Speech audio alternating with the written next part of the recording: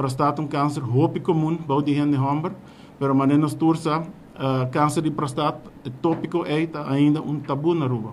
Hopi gente no saco ribam averagem de 40 casos por ano, novo tawaro constatado de câncer de prostate na Aruba.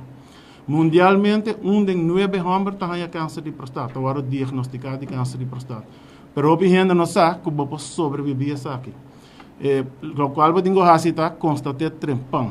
Então, dia meta na fundação de nós, eu estou para conscientizar nossa comunidade que o câncer de prostate, por guarda curar, basta eu diagnosticar trempão. A mim mesmo perde minha tata com idade relativamente jovem, dor de câncer de prostate. A mim tem a fundação para conscientizar nossa comunidade que faz o teste de sangue trempão para poder garantir uma comunidade sustentável. A mim tata que também para minha tata lanta wak mi yo nang bila grande hunga ko nang presay awin no te caso.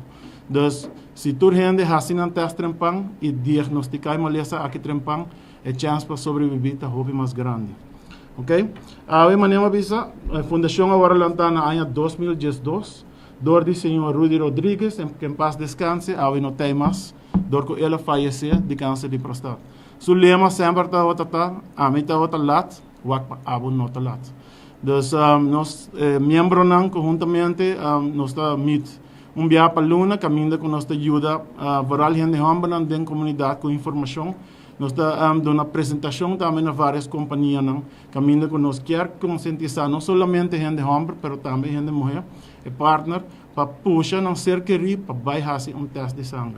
Dessa campanha que nós que lança a aveta para informar que é câncer de prostate e como pode testar para garantir uma comunidade sustentável para Aruba. Me quero explicar com nossa bem riba awareness para câncer de prostate. Maneira na bisa acaba é tabu. Nenhum hammer tá gosta de papia over DJ.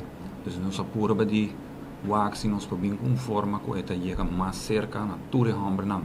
Nós não tá papiando somente de hammer não 50 plus.